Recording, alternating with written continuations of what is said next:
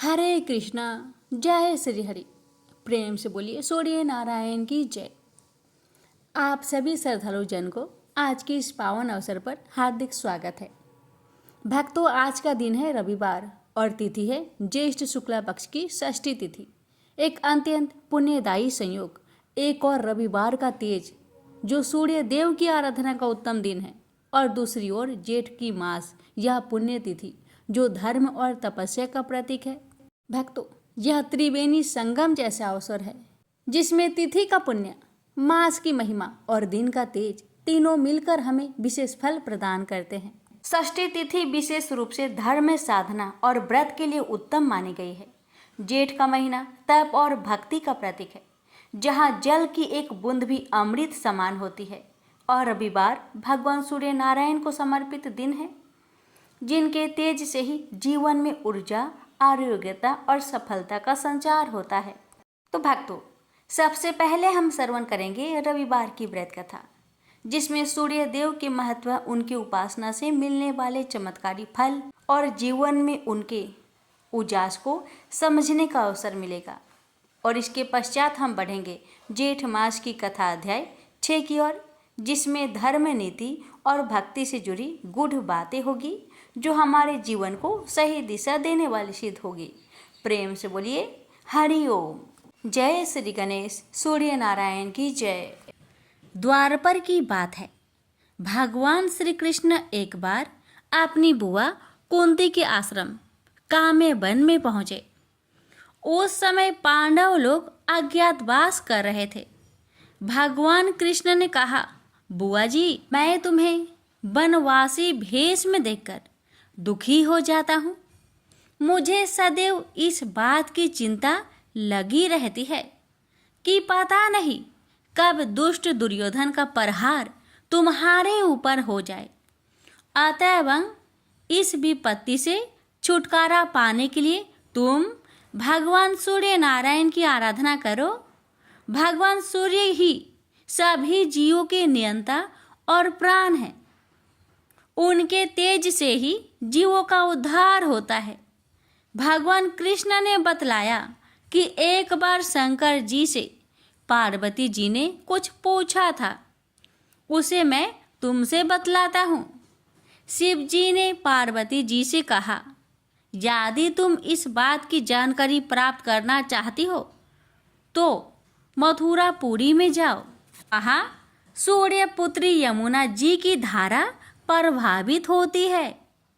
यमुना के तट पर ऋषि, महर्षि, मुनि आदि निरंतर तपस्यारत रहते हैं। भगवान रुद्र की आज्ञा से पार्वती जी कालिंदी यमुना तट को चल पड़ी। कुछ ही दूर जाने पर उन्हें रास्ते में रोती बिलखती एक स्त्री दिखाई पड़ी। उसने बतलाया कि उसका नाम कुसुमवती है और उसका निवास कुसुमाकर वन के बीच में है। संतानहीनता होने के कारण उसके पति बसंत ने उन्हें त्याग दिया है और इस प्रकार वह निराश्रिता हो गई है। पार्वती जी उस स्त्री को साथ ले आगे चली गई। उन्हें रोती हुई एक दूसरी स्त्री मिली। उसने बताया कि मेरा नाम गंगा है। मेरे पति महाराज शांतनु ने पुत्रों के जीवित ना रहने के कारण मुझे अपमानित किया, जिससे मैं दुखी होकर घर चली आई हूँ। इसी प्रकार थोड़ी दूर जाने पर मधुबन में माधवी नाम की एक स्त्री और मिली, जो पति के वैभव का नाश होने के कारण घर से निकाल दी गई थी। इनके अंतरल आगे जाने पर कुमुद वन में कुमुदा नाम की स्त्री से भेंट हुई, जिसके पति को राजा ने बंदी बना लिया था और वह व्याकुल होकर विलाप कर रही थी। उन सभी स्त्रियों को साथ लेकर पार्वती जी यमुना तट पर जा पहुंची। उस तट पर पूजन उत्सव देखकर पार्वती जी ने ऋषि पत्नियों से पूछा कि यह किस देव की आराधना हो रही है, इस पूजन का विधान और फल क्या है। उनकी बात सुनकर एक ऋषि पत्नी ने कहा यह जगत पिता सूर्य नारायण का व्रत है और सभी मनोरथों को पूर्ण करने वाला है। इस व्रत को करके प्रत्येक नर नारी अभीष्ट सिद्धि प्राप्त होती है। तुम्हारी भी यदि कोई वांछा हो तो इस व्रत को करके प्राप्त करो। ऋषि पत्नियों से ऐसी बात सुनकर पार्वती जी अत्यंत प्रसन्न हुई और उस व्रत के विधान का फल को जानकर शिव जी के पास लौट आई। पार्वती जी ने इस व्रत को करके विघ्न नाशक गणेश जी जैसे पुत्र को प्राप्त किया। प्रेम से बोलिए सूर्य नारायण की जय। भक्तों, श्री सनकादि कहते हैं, नारद जी अब हम आपको सप्ताह श्रवण की विधि बताते हैं। यह विधि प्राय लोगों की सहायता और धन से साध्य कही गई है। पहले तो यत्न पूर्वक ज्योतिषी को बुलाकर मुहूर्त पूछना चाहिए तथा विवाह के लिए जिस प्रकार धन का प्रबंध किया जाता है ठीक उसी प्रकार ही धन की व्यवस्था इसके लिए भी करनी चाहिए। कथा आरंभ करने में भाद्रपद, आश्विन, कार्तिक, मार्गशीर्ष, आषाढ़ और श्रावण ये 6 महीने श्रोताओं के लिए मोक्ष की प्राप्ति के कारण हैं। देवड़े से इन महीनों में भी भद्रा, व्यतिपात आदि कुयोगों को सर्वथा त्याग देना चाहिए तथा दूसरे लोग जो उत्साही हो उन्हें अपना सहायक बना लेना चाहिए। फिर प्रयत्न करके देश देशांतरों में यह संवाद भेजना चाहिए कि यहाँ कथा होगी, सब लोगों को अपने परिवार सहित पधारना चाहिए। जो स्त्री और क्षुद्र आदि भागवत कथा एवं संकीर्तन से दूर पड़ गए हैं उनको भी सूचना हो जाए, ऐसी प्रबंध करना चाहिए। देश देश में जो विरक्त वैष्णव और हरि कीर्तन के प्रेमी हो उनके पास निमंत्रण पत्र अवश्य भेजे। उसे लिखने की विधि इस प्रकार बताई गई है। महानुभावों, यहाँ 7 दिन तक सत्पुरुषों का बड़ा दुर्लभ समागम रहेगा और अपूर्व रसमयी श्रीमद् भागवत की कथा होगी। आप लोग भागवत द्रव से रसिक है, अतः श्रीमद् भागवत मृतिका पान करने के लिए प्रेम पूर्वक शीघ्र ही पधारने की कृपा करें। यदि आपको विशेष अवकाश ना हो तो भी एक दिन के लिए तो अवश्य ही कृपा करनी चाहिए, क्योंकि यहाँ का तो एक क्षण भी अत्यंत दुर्लभ है। इस प्रकार विनय पूर्वक उन्हें निमंत्रित करें। जो लोग आए उनके लिए यथोचित निवास स्थान का प्रबंध करें। कथा का श्रवण किसी तीर्थ में, वन में अथवा अपने घर में भी अच्छा माना गया है। जहाँ लंबा चौड़ा मैदान हो वहीं कथा स्थल रखना चाहिए। भूमि का शोधन, मार्जन और लेपन करके रंग बिरंगी धातुओं से चौक पूरे। घर की सारी सामग्री उठाकर एक कोने में रख दे। 5 दिन पहले से ही यत्नपूर्वक बहुत से बिछाने के वस्त्र एकत्र कर लीजिए तथा केले के खंभों से सुशोभित एक ऊंचा मंडप तैयार कराए।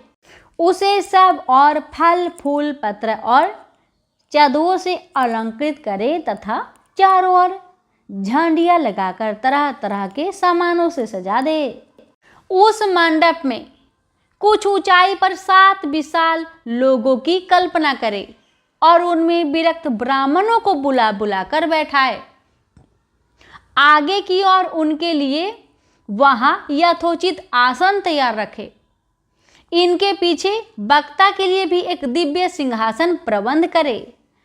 यदि वक्ता का मुख उत्तर की ओर रहे हो तो श्रोता पूर्वाभिमुख होकर बैठे, और यदि वक्ता पूर्वाभिमुख रहे तो श्रोता को उत्तर की ओर मुख करके बैठना चाहिए, अथवा वक्ता और श्रोता को पूर्वमुख होकर बैठना चाहिए।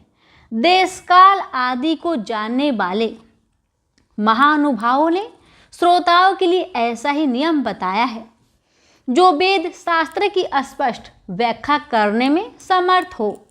तरह तरह के दृष्टांत दे सकता हो तथा विवेक की ओर अत्यंत नेह स्प्रिय हो, ऐसे विरक्त और विष्णु भक्त ब्राह्मणों को वक्ता बनाना चाहिए।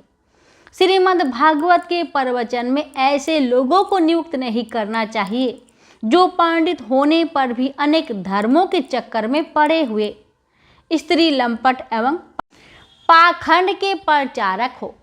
वक्ता के पास ही उसकी सहायता के लिए एक वैसा ही विद्वान और स्थापित करना चाहिए, वो भी सब प्रकार के संचयों की निवृत्ति करने में समर्थ और लोगों को समझाने में कुशल हो।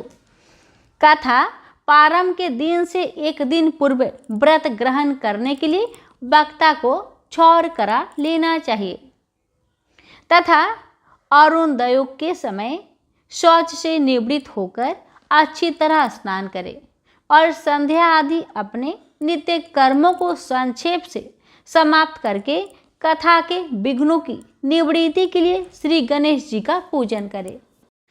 तदंतर पितृगण तर्पण कर पूर्व पापों की शुद्धि के लिए प्रायश्चित करे और एक मंडप बनाकर उसमें श्री हरि को स्थापित करे। फिर भगवान श्री कृष्ण को लक्ष्य करके मंत्र उच्चारण पूर्वक क्रमशः षोडशोपचार विधि से पूजन करे और उसके पश्चात प्रदक्षिणा तथा नमस्कार आदि कर इस प्रकार स्तुति करे।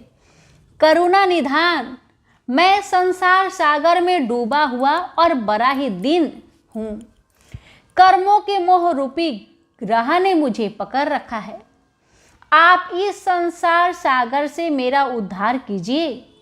इसके पश्चात धूप दीप आदि सामग्रियों से श्रीमद् भागवत की भी बड़ी उत्साह और प्रीति पूर्वक विधि विधान से पूजा करें। फिर पुस्तक के आगे नारियल रखकर नमस्कार करें और प्रसन्नचित चित्त से इस प्रकार स्तुति करें। श्रीमद् भागवत के रूप में आप साक्षात श्री कृष्णचंद्र ही विराजमान हैं। नाथ, मैंने भव सागर से छुटकारा पाने के लिए आपकी शरण ली है। मेरा यह मनोरथ आप बिना किसी विघ्न बाधा के संगोपांग पूरा करें। हे केशव, मैं आपका दास हूँ। इस प्रकार दिन वचन कहकर फिर वक्ता का पूजन करें। उसे सुंदर वस्त्र आभूषणों से विभूषित करें और फिर पूजा के पश्चात उसकी इस प्रकार स्तुति करें। सुख स्वरूप भगवान, आप समझाने की कला में कुशल और सब शास्त्रों में पारंगत है। कृपया इस कथा को प्रकाशित करके मेरा अज्ञान को दूर कीजिए। फिर अपने कल्याण के लिए प्रसन्नता पूर्वक उसके सामने नियम ग्रहण करें और 7 दिनों तक यथाशक्ति उसका पालन करें। कथा में विघ्न ना हो इसके लिए 5 ब्राह्मणों को और वरण करें। वे 12 मंत्र का भगवान के नामों का जप करें। फिर ब्राह्मण अन्य विष्णु भक्त एवं कीर्तन करने वालों को नमस्कार करके उनकी पूजा करें और उनकी आज्ञा पाकर स्वयं भी आसन पर बैठ जाए। जो पुरुष लोक संपत्ति, धन, घर और पुत्र आदि की चिंता छोड़कर शुद्ध चित्त से केवल कथा में ही ध्यान रखता है, उसे इसके श्रवण का उत्तम फल मिलता है। बुद्धिमान वक्ता को चाहिए कि सूर्योदय से कथा प्रारंभ करके 3:30 पहर तक मध्य स्वर से अच्छी तरह कथा बाजे। दोपहर के समय ही 2 घड़ी तक कथा बंद करे। उस समय कथा के प्रसंग के अनुसार वैष्णव को भगवान के गुणों का कीर्तन करना चाहिए। व्यर्थ बातें नहीं करनी चाहिए। कथा के समय मल मूत्र के वेग को काबू में रखने के लिए अल्प आहार सुखकारी होता है। इसलिए श्रोता केवल एक ही समय हविष्यान्न भोजन करें। यदि शक्ति हो तो 7 दिन निराहार रहकर कथा सुने अथवा केवल घी या दूध पीकर सुखपूर्वक श्रवण करें अथवा फलहार या एक समय ही भोजन करें। जिससे जैसा नियम सुविधि से सद सके उसी को कथा श्रवण के लिए ग्रहण करें। मैं तो उपवास की अपेक्षा भोजन करना अच्छा समझता हूँ। यदि वह कथा श्रवण में सहायक हो यदि उपवास में श्रवण में बाधा पहुंचाती हो तो वह किसी काम का नहीं। नारद जी, नियम से सप्ताह सुनने वाले पुरुषों की नियम सुनिए। विष्णु भक्त की दीक्षा से रहित पुरुष कथा श्रवण का अधिकारी नहीं है। जो पुरुष नियम से कथा सुने उसे ब्रह्मचार्य से रहना, भूमि पर सोना और नित्य प्रति कथा समाप्त होने पर पत्तल में भोजन करना चाहिए। दाल, मधु, तेल, गरिष्ठ अन्न, भाव दूषित पदार्थ और बासी अन्न, इनका उसे सर्वदा ही त्याग करना चाहिए। काम, क्रोध, मद, मान, मत्सर, लोभ, दंभ, मोह और देशों को तो अपने पास भी नहीं फटकने देना चाहिए। वह वेद, वैष्णव, ब्राह्मण, गुरु, गो सेवक तथा स्त्री, राजा और महापुरुषों की निंदा से भी बचे। नियम से कथा सुनने वाले पुरुष को रजवाला स्त्री, अंत्यज, मलेच, पतित, गायत्रीहीन द्विज, ब्राह्मणों से देश करने वाले तथा वेदों को न मानने वाले पुरुषों से बात नहीं करनी चाहिए। सर्वदा सत्य, शौच, दया, मौन, सरलता, विनय और उदारता का बर्ताव करना चाहिए। धनहीन, क्षय रोगी, किसी अन्य रोग से पीड़ित, भाग्यहीन, पापी, पुत्रहीन और मुमुक्षु भी यह कथा श्रवण करे। जिस स्त्री का रजो दर्शन रुक गया हो, जिसके एक ही संतान होकर रह गई हो, जो बांझ हो, जिसकी संतान होकर मर जाती हो अथवा जिसका गर्भ गिर जाता हो, यह यत्न पूर्वक इस कथा को सुने। ये सब यदि विधिवत कथा सुने तो इन्हें अच्छे फल की प्राप्ति हो सकती है। यह अति उत्तम दिव्य कथा करोड़ों यज्ञों का फल देने वाली है।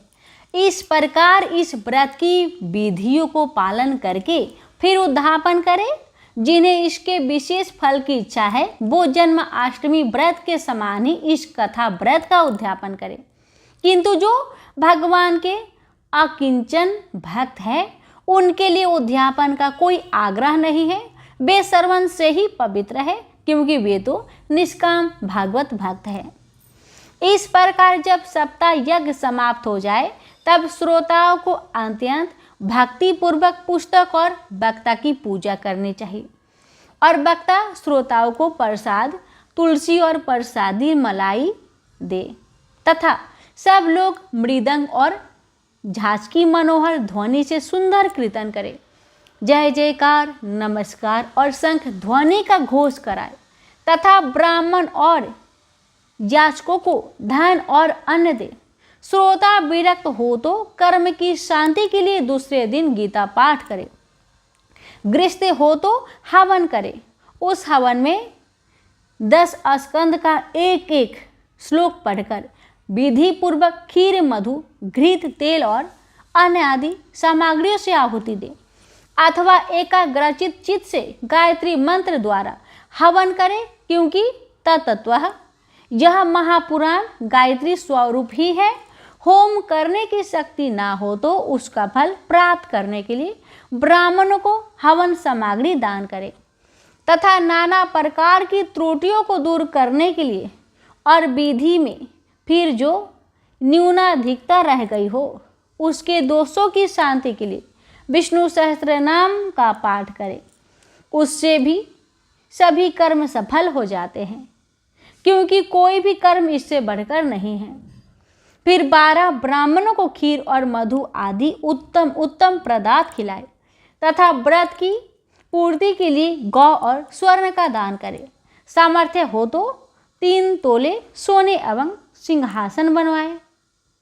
उस पर सुंदर अक्षरों में लिखी हुई श्रीमद् भागवत की पोथी रखकर आहावन आदि विविध उपचारों से पूजा करे और फिर जितेंद्रिय आचार्य को उसका वस्त्र, आभूषण एवं गंध आदि से पूजन कर दक्षिणा के सहित समर्पण कर दे।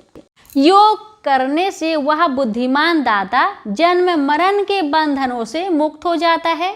यह सप्ताह परायण की विधि सब पापों की निवृत्ति करने वाली है। इसका इस प्रकार ठीक ठीक पालन करने से यह मंगलमय भागवत पुराण अभीष्ट फल प्रदान करता है तथा अर्थ, धर्म, काम और मोक्ष चारों की प्राप्ति का साधन हो जाता है, इसमें संदेह नहीं है। सनकादिक कहते हैं, नारद जी, इस प्रकार तुम यह सप्ताह श्रवण की विधि हमने पूरी सुना दी। अब और क्या सुनना चाहते हो? इस श्रीमद् भागवत से भोग और मोक्ष दोनों ही हाथ में लग जाते हैं। सूत जी कहते हैं, सौनक जी, यूं कहकर महामुनि सनकादि ने 1 सप्ताह तक विधि पूर्वक इसे सर्व पाप नाशिनी, परम पवित्र तथा भोग और मोक्ष प्रदान करने वाली भागवत कथा का प्रवचन किया। सब प्राणियों ने नियम पूर्वक इसे श्रवण किया। इसके पश्चात उन्होंने विधि पूर्वक भगवान पुरुषोत्तम की स्तुति की। कथा के अंत में ज्ञान, वैराग्य और भक्तों को बड़ी पुष्टि मिली और वे तीनों एकदम तरुण होकर सब जीवों का चित्त अपनी ओर आकर्षित करने लगे। अपना मनोरथ पूरा होने से नारद जी को भी बड़ी प्रसन्नता हुई। उनके सारे शरीर में रोमांच हो आया और वे परमानंद से पूर्ण हो गए। इस प्रकार कथा श्रवण कर भगवान के प्यारे नारद जी हाथ जोड़कर प्रेम गदगद वाणी से सनकादि से कहने लगे। नारद जी ने कहा, मैं धन्य हूँ। आप लोगों ने करुणा करके मुझे बड़ा ही अनुग्रहित किया है। आज मुझे सर्व पापहारी भगवान श्री हरि की प्राप्ति हो गई। तपोधनो, मैं श्रीमद् भागवत श्रवण को ही सब धर्मों से श्रेष्ठ मानता हूँ, क्योंकि जिसके श्रवण से बैकुंठ यानी गोलोक बिहारी श्री कृष्ण की प्राप्ति होती है। सूत जी कहते हैं, सौनक जी, वैष्णव श्रेष्ठ नारद जी यूं कह ही रहे थे कि वहाँ घूमते फिरते योगेश्वर सुखदेव जी आ गए। कथा समाप्त होते ही व्यास नंदन श्री सुखदेव जी वहाँ पधारे। 16 वर्ष की सी आयु आत्मलाभ से पूर्ण ज्ञान रूपी महासागर का संवर्धन करने के लिए चंद्रमा के समान वे प्रेम से धीरे धीरे श्रीमद् भागवत का पाठ कर रहे थे। परम तेजस्वी सुखदेव जी को देखकर सारे सभासद झटपट खड़े हो गए और उन्हें एक ऊंचे आसन पर बैठाया। फिर देव ऋषि नारद जी ने उनका प्रेम पूर्वक पूजन किया। उन्होंने सुख पूर्वक बैठाकर कहा, आप लोग मेरी निर्मल वाणी सुनिए। श्री सुखदेव जी बोले, रसिक एवं भावुक जन, यह श्रीमद् भागवत वेद रूप कल्प वृक्ष का परिपक्व फल है। श्री सुखदेव रूप सुख के मुख का संयोग होने से अमृत रस से परिपूर्ण है। यह रस ही रस है, इसमें न छिलका है न गुठली। यह इसी लोक में सुलभ है। जब तक शरीर में चेतना रहे तब तक आप लोग बार बार इसका पान करें। महामुनि व्यास देव ने श्रीमद् भागवत महापुराण की रचना की है। इस निष्कपट निष्काम परम धर्म का निरूपण है। इसमें शुद्धांत कारण सत्पुरुषों के जानने योग्य कल्याणकारी वास्तविक वस्तु का वर्णन है, जिससे तीनों तपों की शांति होती है। इसका आश्रय लेने पर दूसरे शास्त्र अथवा साधन की आवश्यकता नहीं रहती। जब कभी पुण्य आत्मा पुरुष इसके श्रवण की इच्छा करते हैं, तभी ईश्वर अविलंब उनके हृदय में अवरुद्ध हो जाते हैं। यह भागवत पुराणों का तिलक और वैष्णव का धन है। इसमें परहंसों के प्राप्य विशुद्ध ज्ञान का ही वर्णन किया गया है तथा ज्ञान, वैराग्य और भक्ति के सहित निवृत्ति मार्ग को प्रकाशित किया गया है। जो पुरुष भक्ति पूर्वक इसके श्रवण पठन और मन में तत्पर रहता है, वह मुक्त हो जाता है। यह रस स्वर्गलोक, सत्यलोक, कैलाश और वैकुंठ में भी नहीं है। इसलिए भाग्यवान श्रोताओं, तुम इसका खूब पान करो। इसे कभी मत छोड़ो। सूत जी कहते हैं, श्री सुखदेव जी इस प्रकार कह ही रहे थे कि उस सभा के बीचों बीच प्रहलाद, बलि, उद्धव और अर्जुन आदि पार्षदों के सहित साक्षात श्री हरि प्रकट हो गए। तब देव ऋषि नारद ने भगवान और उनके भक्तों की यथोचित पूजा की। भगवान को प्रसन्न देखकर देवऋषि ने उन्हें एक विशाल सिंहासन पर बैठा दिया और सब लोग उनके सामने संकीर्तन करने लगे। उस संकीर्तन को देखकर श्री पार्वती जी के सहित महादेव जी और ब्रह्मा जी भी आए। कीर्तन आरंभ हुआ। प्रहलाद जी तो चंचल गति होने के कारण करताल बजाने लगे। उद्धव जी ने झाझे उठा ली। देवऋषि नारद पीना की ध्वनि करने लगे। स्वर विज्ञान ज्ञान विद्या में कुशल होने के कारण अर्जुन राग अलापने लगे। इंद्र ने मृदंग बजाना आरंभ किया। सनकादि बीच बीच में जय घोष करने लगे और इन सबके आगे सुखदेव जी तरह तरह की सरस अंग भंगी करके भाव बताने लगे। इन सबके बीच में परम तेजस्वी भक्ति ज्ञान और वैराग्य नटों के समान नाचने लगे। ऐसा अलौकिक कीर्तन देखकर भगवान प्रसन्न हो गए और इस प्रकार कहने लगे, मैं तुम्हारी इस कथा और कीर्तन से बहुत प्रसन्न हूँ।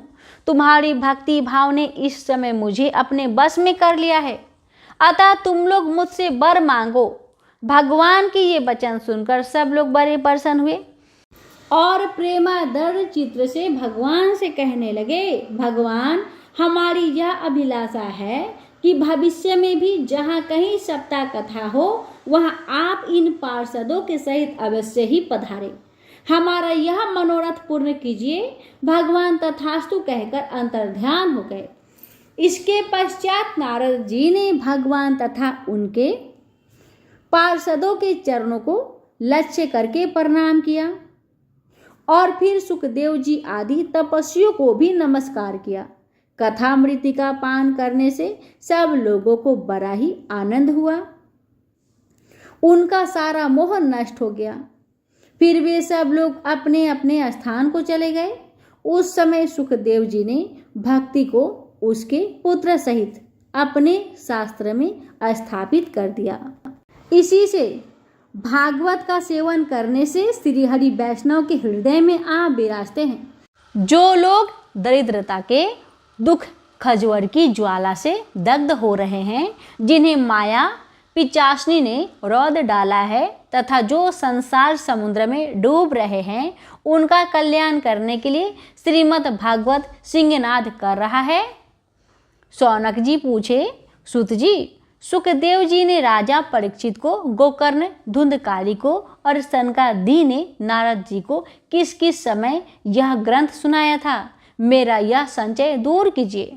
सुत जी कहने लगे, भगवान श्री कृष्ण के स्वधाम मगन के बाद कलयुग के 30 वर्ष के कुछ अधिक बीत जाने पर भाद्रपद मास की शुक्ला नवमी को सुखदेव जी ने कथा आरंभ की थी। राजा परीक्षित की कथा सुनने के बाद कलयुग के 200 वर्ष बीत जाने पर आषाढ़ मास की शुक्ला नवमी को गोकर्ण जी ने यह कथा सुनाई थी। इसके पीछे कलयुग के 30 वर्ष और निकल जाने पर कार्तिक शुक्ला नवमी से सनकादि ने कथा प्रारंभ की थी। निष्पाप शौनक जी, आपने जो कुछ पूछा था उसका उत्तर मैंने आपको दिया। इस कलयुग में भागवत की कथा भावरोग की रामबाण औषध है। संतजन, आप लोग आदर पूर्वक इस कथा मृतिका का पान कीजिए। यह श्री कृष्ण को अत्यंत प्रिय, संपूर्ण पापों का नाश करने वाला है, मुक्ति का एकमात्र कारण और भक्ति को बढ़ाने वाला है। लोक में अन्य कल्याणकारी साधनों का विचार करने और तीर्थों का सेवन करने से क्या होगा? अपने दूतों को हाथ में पास लिए देखकर यमराज उसके कान में कहते हैं, देखो, जो भगवान की कथा वार्ता में मत हो रहे हो उनसे दूर रहना। मैं औरों को ही दंड देने की शक्ति रखता हूँ, वैष्णवों को नहीं। इस संसार में विषय रूप विष की आसक्ति के कारण व्याकुल बुद्धि वाले पुरुषों अपने कल्याण के उद्देश्य से आधे क्षण के लिए भी इस सुख कथा रूप अनुपम सुधा का पान करो। प्यारे भाइयों, निंदित कथाओं से युक्त कुपयथ में व्यर्थी क्यों भटक रहे हो? इस कथा के कान में प्रवेश करते ही मुक्ति हो जाती है। इस बात के साक्षी राजा परीक्षित है। सुखदेव जी ने प्रेम रस के प्रभाव में स्थित होकर इस कथा को कहा था। इसका जिसके कंठ से संबंध हो जाता है वह बैकुंठ का स्वामी बन जाता है। शौनक जी, मैंने अनेक शास्त्रों को देखकर आपको यह परम गोप्य रहस्य अभी अभी सुनाई है। सब शास्त्रों के सिद्धांतों का यह निचोड़ है। संसार में इस सुख शास्त्र से अधिक पवित्र और कोई वस्तु है नहीं। अतः आप लोग परमानंद की प्राप्ति के लिए इस 12 स्कंद रूप रस का पान करें। जो पुरुष नियम पूर्वक इस कथा का भक्ति भाव से श्रवण करता है और जो शुद्धांत कारण भागवत भक्तों के सामने इसे सुनाता है, वे दोनों ही विधि का पूरा पूरा पालन करने के कारण इसका यथार्थ फल पाते हैं। उनके लिए त्रिलोकी में कुछ भी असाध्य नहीं रह जाता। प्रेम से बोलिए हरे कृष्ण। भक्तों, आपने अभी अभी श्रीमद् भागवत महापुराण की महात्म्य कथा सप्ताह श्रवण की विधि का श्रवण किया। यह कथा स्वयं भागवत श्रवण की महिमा और उसके फल को प्रकट करती है। यह हमारे अंतकरण को शुद्ध करती है और भागवत श्रवण की पात्रता प्रदान करती है। प्रेम से बोलिए हरे कृष्ण। राम कथा की आगे की वृत्तांत। राजमहल में कोहराम मच गया। नगर भर में राजा की मृत्यु का समाचार फैल गया और नगर शोक में डूब गया। चारों ओर हाहाकार मचा था। रानियां छातियां पीट पीट कर विलाप कर रही थी। एक मंथरा की कुबुद्धि ने कैसा अनर्थ कर दिया। केकई की हठ ने आज सूर्य कुल के शिरोमणि महाराज दशरथ के प्राण ले लिए। वे कलंकित हो गई, परंतु बुद्धि भ्रम के कारण उन्हें अभी इसका भान नहीं था। सारी प्रजा आज उन पर थूक रही थी और वे अस्तंभित सी बैठी थी। कुलगुरु वशिष्ठ यह समाचार सुनकर आ गए। होनी को कोई नहीं टाल सकता था। जो होना है वह होकर रहता है। मुनिवर भी शोकाकुल थे। 1-2 दिवस में ही अयोध्या का श्रीहीन हो जाना देव की प्रबलता का परिचायक था। मुनि जीवन मरण का सत्य जानते थे, अतः इन्हें स्वीकार करते हैं। वे अनेक प्रकार से इतिहास कहकर सबको सत्वाना देने लगे और तेल का कराह मंगाकर राजा के पार्थिव शरीर को उसमें रख दिया गया। फिर दूतों को केकई के पास भेजकर भरत को यह समाचार न देने किंतु शीघ्र आने का संदेश भिजवाया। अंतपुर में रुदन था। वशिष्ठ जी सबको समझा रहे थे कि मृत्यु जीवन का अंतिम और शशावत सत्य है। इस धराधाम पर जो जन्मा है उसे मरना ही होगा। इधर भारत को कुल दिनों से विकलता हो रही थी। जाने क्यों कुछ भी अच्छा नहीं लग रहा था। वे अपना नाना के घर भाई शत्रुघ्न सहित कुछ दिनों के लिए आए। पहले तो खूब मन लगा था, परंतु अब वातावरण ही भारी लगता था। रात को ऐसे ऐसे सपने आ रहे थे कि भय लगने लगता। परंतु उस दिन जब दूत आ पहुंचे तो कुछ शांति सी हुई, क्योंकि उन्होंने अयोध्या में सबके कुशल होने की बात कही और साथ ही कहा कि गुरुदेव ने अति शीघ्र बुलाया है। भारत के लिए गुरु की आज्ञा टालना संभव नहीं।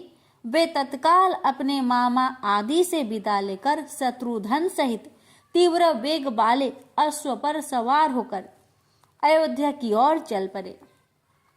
मार्ग में 1-2 जगह विश्राम करते दूतों से राम, लक्ष्मण और अन्य सभी के विषय में बड़े अनुराग से पूछा तो दूतों ने रटा रटाया संक्षिप्त उत्तर दिया, सब कुशल है।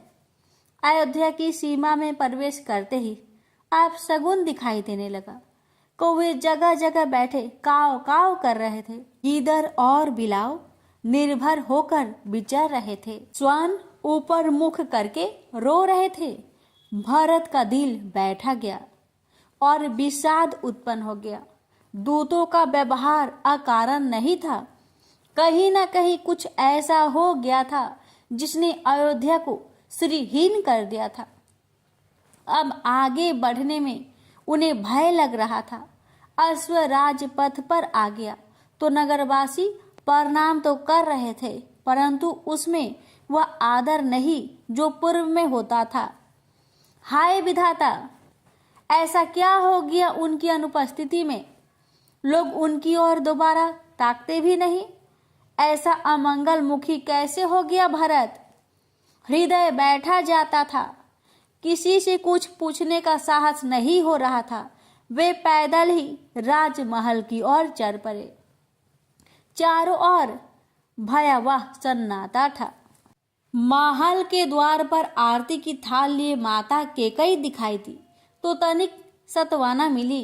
कैसे प्रसन्नचित थी कठोर केकई। अभी महल में पति का पार्थिव शरीर अपनी गति को प्रतीक्षारत था और वे पुत्र का स्वागत करने आ गई थी। कुबुद्धि ऐसी ही होती है जो लज्जा, शील और विवेक का हरण कर लेती है। कुबुद्धि आते ही संसार में अपने अतिरिक्त सब गलत लगते हैं, अपने निर्णय सही प्रतीत होते हैं। केकई भी आज कुबुद्धि की महादशा के प्रभाव में थी। पुत्र को देखते ही कमल दल की भांति खिल उठी और भरत की आरती उतारकर उसकी बलैया लेने लगी। भरत को सब कुछ विचित्र लग रहा था, परंतु कोई कुछ बता नहीं रहा था। अब माता केकई से ही पूछना उचित होगा, अतः ऐसा विचार कर वह वहां से सीधे उनके साथ महल में आ गए और अपने माँ से कहने लगे, माते, नगर में यह कैसा शोक सा व्यक्त है? चाहू और उदासी है। पिताजी कहाँ है? माताएं कहाँ है? मेरे प्रभु श्री राम और माता जानकी व भैया लक्ष्मण कहाँ हैं? यहाँ सब मेरी ओर ऐसे क्यों देख रहे थे जैसे मैंने कोई अपराध किया हो? केकई अपनी करनी पर इतनी प्रसन्न थी कि उन्हें तनिक भी अपराध बोध नहीं हो रहा था। वे तो ऐसी अस्वस्थ थी मानो उसके कुचक्र को सुनकर भरत प्रसन्नता से नृत्य करने लगेंगे और स्वयं को धन्य मानेंगे कि उन्होंने ऐसी तीक्ष्ण बुद्धि वाली माता के गर्भ से जन्म लिया। केकई प्रेम पूर्वक भरत को बताने लगी, पुत्र, मैंने मंथरा की सहायता से तेरा भविष्य उज्जवल कर दिया। अब तू अयोध्या का राजा बनेगा। मैंने तेरे मार्ग के कांटों को साफ कर दिया, राम को वनवास दिला दिया और लक्ष्मण स्वतः उसके साथ चला गया। बस थोड़ा सा अहित और दुख यह हुआ कि महाराज का भीषण पुत्र प्रेम उनकी मृत्यु का कारण बन गया। भरत अस्तबद्ध रह गए। उन्हें माता के रूप में समस्त कुल को कलंकित करने वाली काली माँ सामने खड़ी दिखाई दे रही थी। ऐसे ही सपने में तो मामा के घर दिखाई देते थे, तब उनका कोई अर्थ समझ में न आता था, किंतु आज समझ में आ रहा था कि कई अपने कौतुक की प्रशंसा में कही जा रही थी कि मैंने यह किया, मैंने वह किया। भारत का धैर्य टूट गया। वे कानों पर हाथ रखकर ज्वालामुखी की भांति फट पड़े। कुल कलंकिनी माता भारत का तीक्ष्ण व कठोर स्वर सुनकर केकई सहम गए। भारत का यह क्रोध भारतीय सनातन परंपरा में अपनी माता पर किया गया सबसे ज्वलंत क्रोध है। न ऐसा क्रोध किसी पुत्र ने किया और न कोई कर सकेगा। केकई भारत की क्रोधित भाव भंगिमा देखकर सिर पैर तक कांप गई। उन्होंने ऐसा क्या कर दिया जो एक माता अपने पुत्र के लिए नहीं करती? भरत के शब्दों में अब विष भर गया। राम विरोधी कोख भरत को अमान्य है। वे पूर्वतः क्रोधित स्वर में बोले, अरे कुमति, जब तूने हृदय में यह कुविचार ठाना तभी तेरे हृदय के टुकड़े टुकड़े क्यों नहीं हो गए? भारत का अविवेक शब्दों में उभरा। तूने वरदान मांगते समय क्यों नहीं विचारा कि भरत इसे स्वीकार करेगा या नहीं? पिताश्री ने तेरा विश्वास कैसे कर लिया? तूने वह क्या किया? कि समाज तेरे कलंक को सदैव स्मरण करेगा? तुझे वे राम बैरी हो गए जो क्षण क्षण तेरी स्तुति करते थे।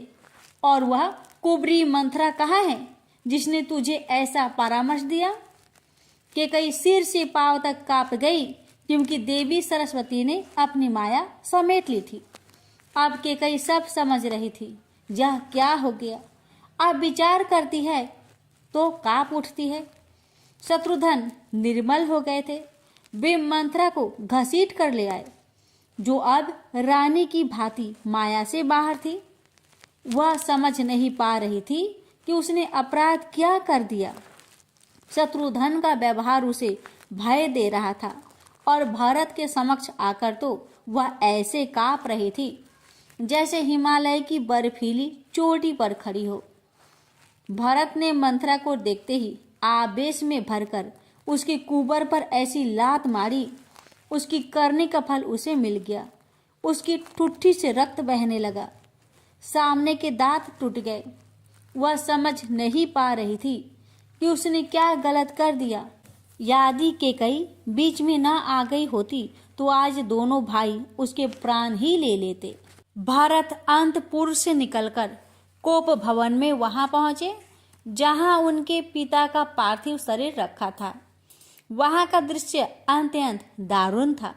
माता कौशल्या और सुमित्रा का मुख देखते ही भरत मूर्छित होकर गिर पड़े। उन्हें अपने शरीर की सुध बुध न रही।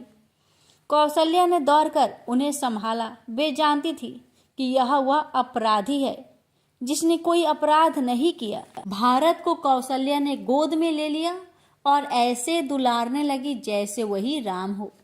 शत्रुघ्न रो रहे थे। सुमित्रा ने उठकर उन्हें भी अंक पास में भर लिया। भारत का आवेश अब रोके नहीं रुकता।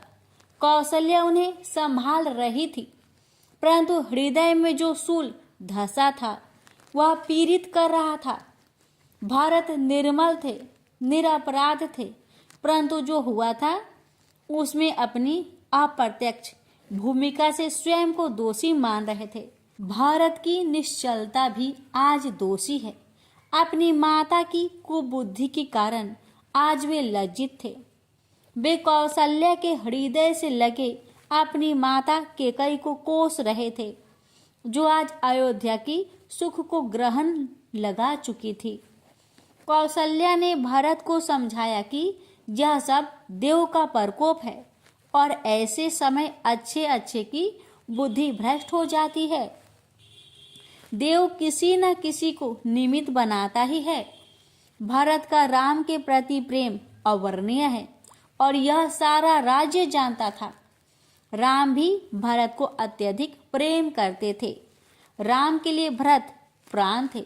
फिर भी आज भरत का स्नेह केकई के कृत्य ने संदेहास्पद कर दिया। अब केकई को भी बोध हो गया था कि उसने क्या कर दिया था और अपने अपराध बोध से वे इतनी ग्रस्त थी कि पाषाण की प्रतिमा बन गई थी। पुत्र द्वारा तिरस्कार ऐसा दंड है जो उन्हें खाए जा रहा था। अब वो किसी को मुख कैसे दिखाए? वह कौन महसूस घड़ी थी जब उनके हृदय में कुविचार उठे थे। राम तो उन्हें भी प्राण प्रिय थे, भरत से भी अधिक। फिर उनके प्रति ऐसा निर्दयता क्यों दिखाई? अपयश का यह भार अब कभी न हटेगा। कलंक का यह टीका कभी न मिटेगा। युगों तक यह कलंक उनके नाम पर रहेगा।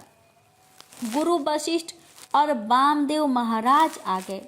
उन्होंने समयानुकूल उपदेश करके भरत के दग्ध हृदय को शांति प्रदान की। भरत उनके चरणों में पड़े रोते रहे। वशिष्ठ जी ने उन्हें उठाकर हृदय से लगाया और नीति सम्मत बातें कहकर जीवन के शाश्वत सत्य से परिचित कराया। उन्होंने कर्मों की गति के विषय में बताया कि प्राणी अपने कर्मों के अनुसार फल प्राप्त करता है। राजा की मृत्यु कष्ट में हुई है परंतु इसका भी अवश्य कोई कारण होगा। विधाता किसे सुख भरा जीवन और सुख भरी मृत्यु दे कोई नहीं जानता। वशिष्ठ जी ने राजा के दाह संस्कार की तैयारी करने को कहा और वेद सम्मत विधि से उनका अंतिम संस्कार कराया। भरत ने मुख अग्नि देकर अपने पिता को विदाई दी। नगर भर के लोग आज रो रहे थे। दाह संस्कार आदि सबसे निवृत्त होकर भरत जब शुद्ध हो गए तो वशिष्ठ जी ने सभी मंत्रियों, सभासदों और नगर सेठ को बुलवा भेजा। महारानी कौशल्या व सुमित्रा भी बुलाई गई। केकई को भी बुलवाया गया, परंतु वे नहीं आई। आज वे नितांत अकेली अपने आप पर रो रही थी। केकई अपने महल में अकेली बैठी थी। संभवतः कोई उनका मुख नहीं देखना चाहता और वे स्वयं भी यही चाहती थी।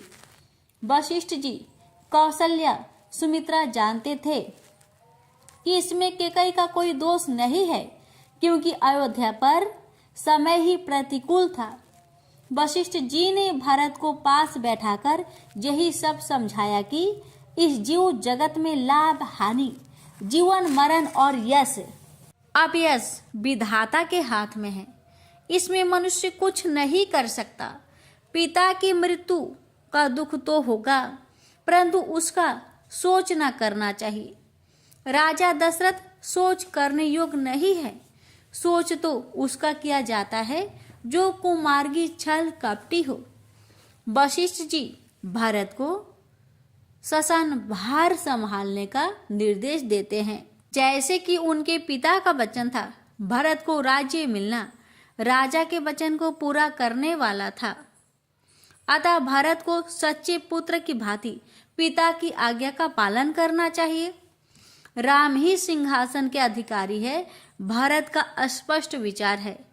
वे यह सोचकर विचलित है कि यदि वे सिंहासन को स्वीकार करते हैं तो यह उस संदेह को बल देने वाली स्वीकारोक्ति होगी कि भारत ने भी अपनी कुमाता केकई का अप्रत्यक्ष समर्थन किया।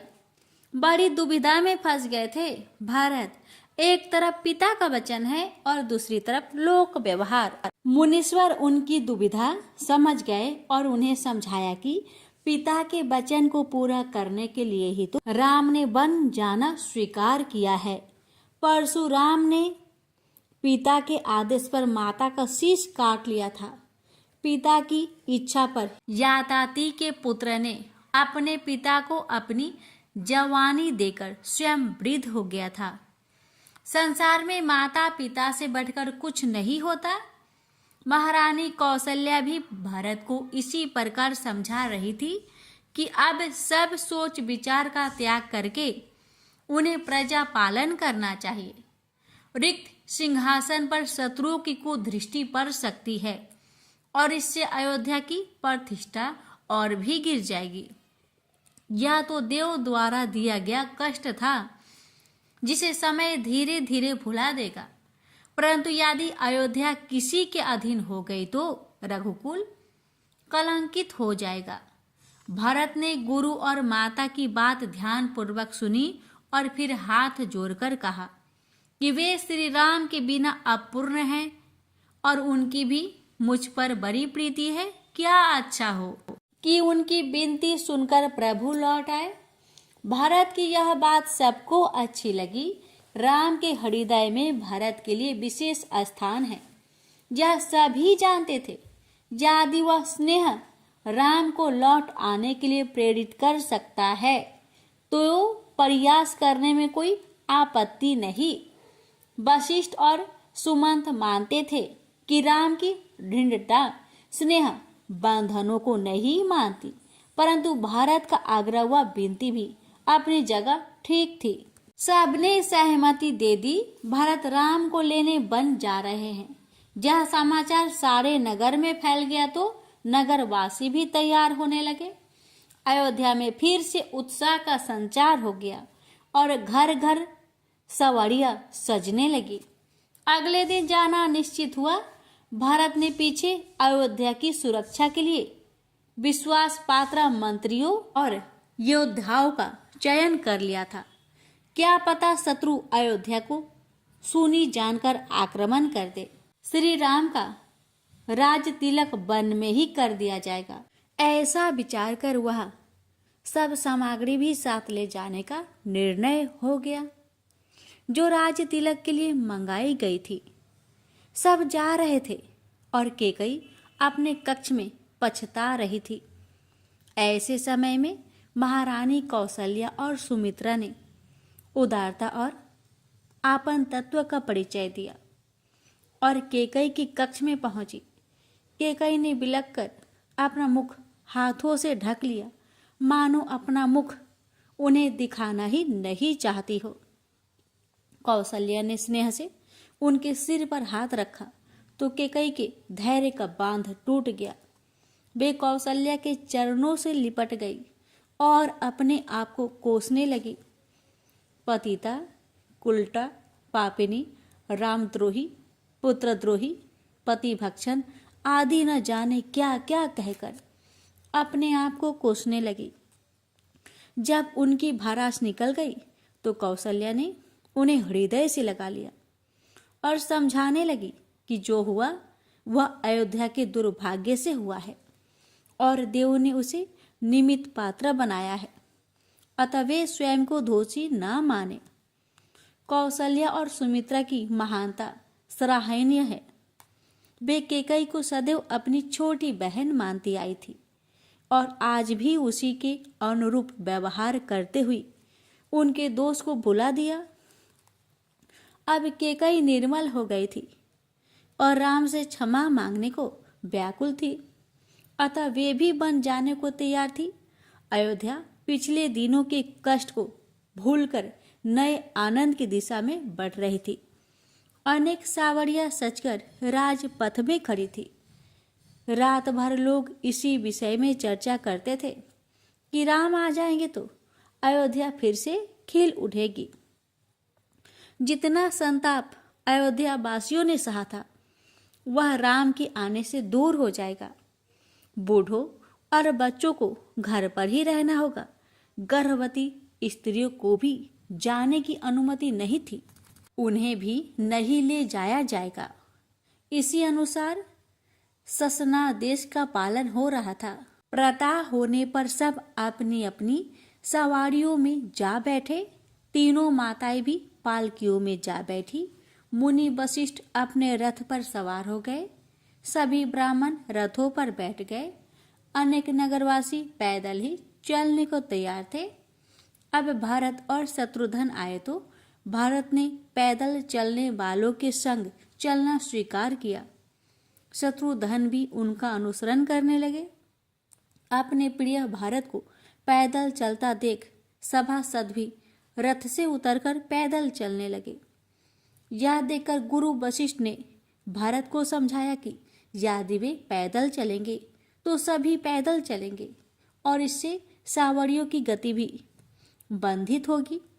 गुरु की आज्ञा मानकर भारत पहले तो पैदल चलने वाले के लिए सवारी की व्यवस्था करने लगे और फिर दोनों भाई रथ पर सवार हो गए। राम दर्शन की लालसा सबके हृदय में हिलोर ले रही थी। पहला पड़ाव तमसा के तट पर हुआ, जहां पहले से ही कई अयोध्यावासी पड़े हुए थे जो राम के साथ आए थे और जिन्हें राम सोते हुए छोड़ चले गए थे। तब से उन्होंने वही डेरा डाल दिया है। अब अपने पूर्ववासियों से मिलकर सब खुश थे। भरत उनकी राम भक्ति पर गदगद हो गए। राम के प्रति ऐसा स्नेह वे लोग तो भरत से भी आगे निकले। भरत ने उन सबको प्रणाम किया, फिर उस स्थान की रज ली जहां राम बैठे थे। उन लोगों ने उस स्थान की बालू एकत्र करके प्रतीकात्मक राम बना लिए थे।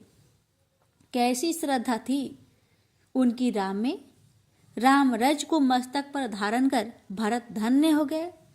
वहां से प्रातः काल चलकर उन्होंने गोमती के तीर पर पड़ाव किया।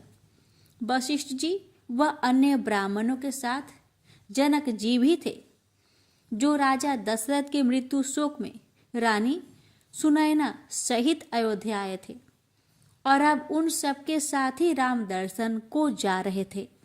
जनक जी अंतर्ज्ञानी थे, वे विदेह थे, देह में रहकर भी देह से निर्लिप्त, राजा होकर भी ऋषि थे। वे सुंदर सुंदर आख्यानों से सबको हर्षित कर रहे थे। अगले दिन भारत और अयोध्या वासी श्रृंगवेरपुर के पास जा पहुंचे। निषाद राज गुहा को सूचना मिली कि भरत जी सेना सहित वन की ओर जा रहे हैं, तो वे उन्हें संदेह होने लगा कि कहीं भारत का यह सैन्य अभियान प्रभु राम के विरुद्ध तो नहीं। निष्कट राज्य के लिए राजकुलों में ऐसी षड्यंत्र होते रहते हैं। निषाद राज को राम ने मित्र माना था, तो मित्र के हित की बात ही सोचना स्वाभाविक था। उसने अपने लोगों को एकत्रित किया और सभी नाव छुपा देने व अस्त्र शस्त्र संभाल लेने को कहा। वे राम की रक्षा में प्राण भी देने को तैयार हो गए। वन्य जातियों, ये लोग बड़े युद्ध प्रिय और लड़ाके होते हैं। उनके पारंपरिक अस्त्र शस्त्र भी बड़े घातक थे। सभी रामचंद्र जी के अनन्य भक्त थे और रामद्रोही का सामना करके प्राण देने व लेने में हिचकेंगे नहीं। सब प्राणपण से झूलने को तैयार थे। तभी एक अनुभवी व वृद्ध निषाद ने शकुन विचार कर कहा, भरत श्री राम को मानकर अयोध्या ले जाने आए हैं। शकुन ऐसा कह रहा है कि इसमें किसी प्रकार का विरोध नहीं है, हमें भरत जी से मिलना चाहिए।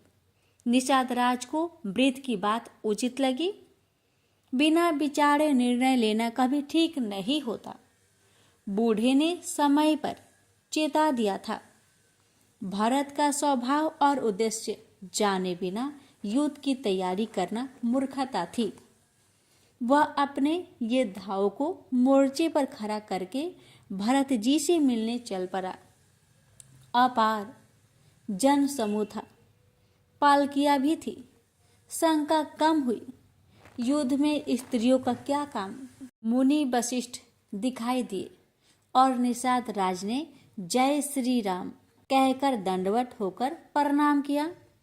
राम का प्रिय जानकर वशिष्ठ जी ने उसे आशीर्वाद दिया और भरत के पास भेजा।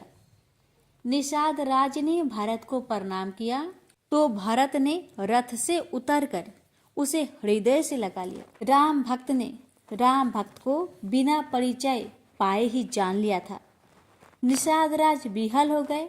उस भील असभ्य को जैसे राम ने मान दिया, वैसे ही भरत ने भी दिया। वह अपनी मूर्ख सोच पर मन ही मन पछता रहा था। निम्न बुद्धि जो ठहरा, उसने सभी माताओं को प्रणाम कर आशीर्वाद पाया। अब निषाद राज उनके स्वागत सत्कार में जुट गया। उसके लोग बड़े उत्साह में उसकी आज्ञा का पालन कर रहे थे। स्त्रियां माताओं के पैर दबा रही थी। टोकरी भर भर कर फल लाए जा रहे थे। दूध, शहद, मेवा, मिष्ठान आदि से अयोध्या वासियों को सप्रेम भोजन कराया जा रहा था। मुनि वशिष्ठ प्रसन्न थे कि कल तक मालिन हो रहे मुखों पर आज आनंद था। निषाद राज भरत के समीप बैठे श्री राम का गुणगान कर रहे थे। रात भर यही आनंद रहा। प्रातः काल होने पर निषाद राज के आदेश पर अनेक नाव घाट पर लगा दी गई। 4 घड़ी में सभी लोग गंगा के दूसरे तट पर आ गए। फिर निषाद राज को साथ लेकर सभी उस ओर चल पड़े जिधर राम गए थे। मार्ग में पवित्र त्रिवेणी पड़ी और सबने संगम में स्नान किया।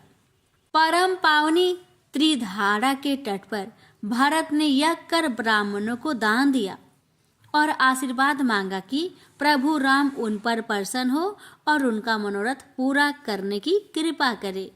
ब्राह्मणों ने भरत की राम भक्ति की प्रशंसा की और कहा कि भरत का राम के प्रति प्रेम पवित्र और सच्चा है। वहां से भरत सबको साथ लेकर भारद्वाज मुनि के आश्रम में पहुंचे। भरत संकोच में थे कि मुनिवर जब सारा वृत्तांत जानेंगे तो क्या सोचेंगे। परंतु भारद्वाज मुनि सब जानते थे। वे भारत का संकोच दूर करके विधाता द्वारा निर्धारित कर्तव्य का उदाहरण देते हैं। उन्होंने बताया कि माता कैकेयी का इसमें कोई दोष नहीं है और देवों के प्रेरणा से देवी सरस्वती ने ही उनकी मति फेर दी थी। यह सुनकर भारत का विषाद मिट गया। माता के प्रति जो दुर्भाव था वह दूर हो गए थे। अब वे स्वयं को शांत अनुभव कर रहे थे। भारद्वाज मुनि ने सबको यथोचित सत्कार किया। प्रातः काल होने पर स्नान आदि से निवृत्त होकर भारत ने मुनिवर से आज्ञा मांगी। अब वे चित्रकूट की ओर चल पड़े, जहां भगवान राम, लक्ष्मण व सीता जी सहित कुटी बनाकर निवास कर रहे थे। अयोध्यापति त्रिभुवन के स्वामी आज पर्णकुटी में निवास कर रहे थे। भारत के हृदय में शीघ्र दर्शन की लालसा थी। निषाद राज का हाथ थामे वे बड़े उत्साह से पैदल ही चले जा रहे थे। प्रकृति अनुकूल हो गई थी। बादलों ने छाया कर दी थी। शीतल मंद समीर बह रही थी। मन में उत्साह था। देवराज इंद्र चिंतित हो उठे। भरत का प्रेम इतना निश्चल और दृढ़ था कि इंद्र शंकाशील हो गए कि कहीं राम उनके स्नेह बंधन में बंधकर वापस ना चल पड़े। फिर तो बना बनाया काम बिगड़ ही गया। समझो, इंद्र ने अपनी शंका देवगुरु बृहस्पति के सामने रखी और उनसे कोई उपाय या छल करने की विनती की। भरत प्रेम का समुद्र थे और श्री राम संकोची। इंद्र भयभीत थे कि कहीं भारत के प्रेम का प्रचंड आकर्षण श्री राम को मोहित ना कर दे। इसलिए देवगुरु से कोई छल करने की विनती की। देवगुरु ने उन्हें समझाया कि कैकेयी के साथ जो छल किया गया उसमें प्रभु राम की भी प्रेरणा थी, परंतु अब उनसे विलग होकर ऐसा कुछ किया तो अनर्थ हो जाएगा। राम की इच्छा के बिना कोई कार्य सफल नहीं होता, अतः कुविचार भी मत करो। राम सर्वज्ञ, सर्वव्यापी और सर्वहितकारी हैं। वे देव उद्देश्य हेतु सबको संतुष्ट करेंगे। इंद्र का संदेह मिट गया। इधर तीर्थ राज में स्नान करके भारत आदि सभी अयोध्यावासी चित्रकूट की ओर चले। मार्ग में यमुना के किनारे पड़ाव हुआ और फिर आगे बढ़ चले। उधर चित्रकूट में जैसे स्वर्ग उतर आया हो। जहाँ श्री राम बसते हो वहाँ स्वर्ग ही बन जाता है। अनेक आश्रम उनकी कुटिया के आसपास स्थापित हो गए थे। ऋषि मुनि और वनवासी उनके नित्य दर्शन करके स्वयं को बड़भागी मानते थे। जानकी सहित राम के दर्शन दुर्लभ है। इस मनोहर युगल के साथ शेष अवतार लक्ष्मण भी तो है। क्या कहना, इन तीनों के संयुक्त दर्शन तो क्षीर सागर में ही संभव है। योगी तपस्वी भी इस महादर्शन को हजारों वर्ष तपस्या करते हैं तो भी कोई पुण्यशाली ही सफल होता है। चित्रकूट की शोभा ही निराली थी। राम लक्ष्मण ने अपने हाथों से वह सुंदर पर्णकुटी बनाई और सीता ने उसे फुलवारी से सजाया। सीता और राम पर्णकुटी में शयन करते थे और राम भक्त लक्ष्मण रात भर बीतासन मुद्रा में बैठे परहरी बने रहते थे। लक्ष्मण ने निद्रा त्याग दी थी। रात्रि का समय था।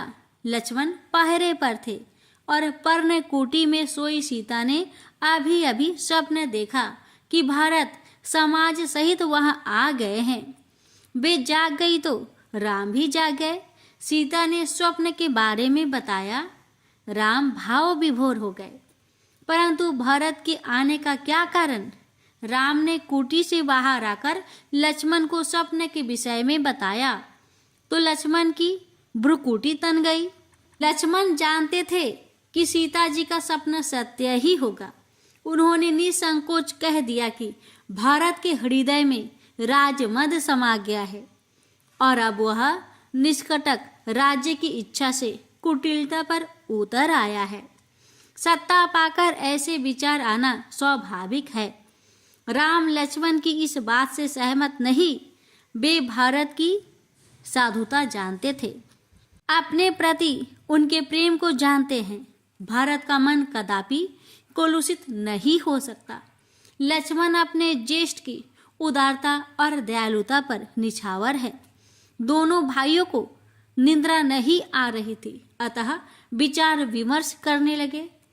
प्रातः होने पर स्नान आदि से निवृत्त होकर महादेव का पूजन किया। तभी एक मुनि कुमार दौड़े हुए आश्रम में आए और श्री राम को सिर झुकाकर प्रणाम करके वह समाचार सुनाया, भरत जी अपने साथ चतुरंगिनी सेना लेकर आ रहे हैं। सेना लक्ष्मण क्रोध से कांपने लगे, कहने लगे कि उन्हें तो पहले ही संदेह था कि भारत के मन में खोट आ गया है, इसलिए वे सेना लेकर आए हैं। वे समझ रहे हैं कि वन में श्री राम असहाय है, नहीं जानते कि लक्ष्मण भी अपना कठोर धनुष लेकर उनकी सेवा में तत्पर है और उनकी तरफ तृतीयक दृष्टि डालने वाले को लक्ष्मण के पराक्रम का सामना करना होगा। लक्ष्मण का क्रोध समस्त संसार को भय देने वाला है।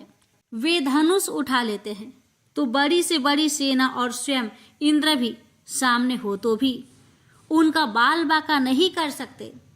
लक्ष्मण के इस क्रोध को देखकर राम बड़े स्नेह में उन्हें समझाने लगे, बिना विचारे कोई निर्णय लेना उचित नहीं है। जल्दी में किया गया कार्य प्राय फलीभूत नहीं होता। भारत के विषय में ऐसा सोचना भी पाप है, क्योंकि उनके समान पवित्र इस संसार में कोई अन्य नहीं। भी देववाणी होती है जो राम के विचारों का समर्थन करती है। यदि जगत में भारत का जन्म ना होता तो पृथ्वी पर संपूर्ण धर्मों की धुन कौन धारण करता। अब लक्ष्मण का संचय मिट गया। अपनी सोच पर वे सकुचा रहे थे। भारत आ रहे हैं तो अब उनसे मिलने की व्यग्रता हो उठी। लक्ष्मण कंद मूल एकत्र करने चले गए। अब भारत की प्रतीक्षा हो रही है। भारत आ रहे होंगे। चित्रकूट के क्षेत्र में पहुंचकर भरत भाव विहल हो उठे। अब कुछ ही क्षणों में राम के दर्शन करके नयनों को तृप्त करेंगे। सेना और समाज को मंदाकिनी के तट पर रोककर भारत ने माताओं, गुरु और मंत्री सुमंत की आज्ञा लेकर पथ प्रदर्शक के रूप में निषाद राज को साथ लिया और शत्रुघ्न सहित पैदल ही उस दिशा में चल पड़े जिधर उनके प्रिय प्रभु राम, माता जानकी और भ्राता लक्ष्मण का आश्रम था। भारत की मनोदशा विचित्र हो रही थी। माता केकई के कृत्य के कारण मन मलिन हो रहा था और पग पीछे को हट रहे थे, परंतु राम की भक्ति का बल आगे बढ़ा रहा था। मार्ग में शकुन होने लगे, जिनका फल विचार कर निषाद राज ने जाने की संताप मिटेगा, हर्ष होगा, परंतु फिर अंत में दुख होगा। सब प्रभु की इच्छा से है। आश्रम दिखाई देने लगा। निषाद राज वहां प्राय आता जाता रहा था। चित्रकूट पर्वत की शोभा बड़ी मनोहर है। राम के प्रभाव से तो वह और भी स्वर्गिक हो रहा था। प्रभु का आश्रम देव नदी के तट पर विशाल वट वृक्ष के शीतल छाया में स्थित था। भांति भांति के पुष्पों से सजी वाटिकाओं से सुगंध वातावरण में तैर रही थी। भरत समीप होते जा रहे थे और हृदय प्रेम के आवेग से छलका जा रहा था। प्रभु के पावन आश्रम में प्रवेश करते ही हृदय के सब संताप मिट गए। भरत के नेत्र एकटक हो गए और पलकें झपकना भूल गई। लक्ष्मण जी सामने पीठ किए खड़े थे, सिर पर जटा, कमर में बलकल और उसी में तूनीर तथा कंधे पर धनुष है। वे परहरी की मुद्रा में खड़े थे। अंदर यज्ञ हो रहा था। श्री राम माता जानकी सहित वेदी में आहुति दे रहे थे और साधुगण मंत्र उच्चारण कर रहे थे। प्रभु दर्शन करके भारत के नेत्र से अश्रुधारा बहने लगी और सभी शोक दूर हो गए। भरत का आर्ध स्वर सुनकर लक्ष्मण ने उनके प्रेम को पहचान लिया।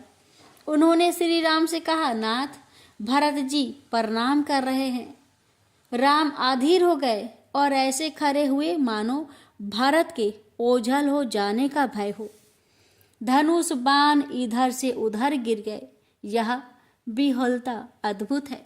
राम ने दौड़कर उन्हें हृदय से लगा लिया और दोनों के नेत्रों से जलधारा बहने लगी। राम भरत का यह मिलाप देखकर देवता हर्षित हो रहे थे। दोनों और किसी प्रकार का संचय नहीं रहा। निष्पाप, निर्मल और पवित्र मन से यह मिलन हो रहा था। राम की आंखों से अश्रुधारा बह रही थी और देवताओं की धुंधकुती बढ़ती जा रही थी। इधर लक्ष्मण और शत्रुघ्न का भावपूर्ण मिलन हो रहा था। संत समाज प्रसन्नचित था। यह मिलन कई मायनों में अद्भुत था। इससे रघुकुल की पुनः प्रतिष्ठा की स्थापना होगी। अब भरत और शत्रुघ्न सीता जी के चरणों में गिर पड़े। सीता ने मातृवत दोनों के सिर पर स्नेह से हाथ फिराया। यह मिलन, यह क्षमा, यह उदारता और यह याचना सब इस प्रेम में समाविष्ट हो गए थे। राम ने सबकी कुशल क्षेम पूछी तो भरत ने बताया कि गुरु वशिष्ठ, सभी माताएं, जानकी जी के माता पिता, मंत्री, सेवक और नगरवासी सब आपसे मिलने आए हैं। गुरु का आगमन सुनते ही राम विह्वल हो उठे। उन्होंने शत्रुघ्न को सीता जी की सेवा में छोड़ा और स्वयं लक्ष्मण सहित भारत और निषाद के साथ नदी तट की ओर चल दिए। राम वहां पहुंचे जहां उनके प्रिय जन थे। सब उन्हें आते देख भाव विह्वल हो गए। एक साथ सब राम से मिलना चाहते थे। राम सबकी इच्छा पूरी करते हैं।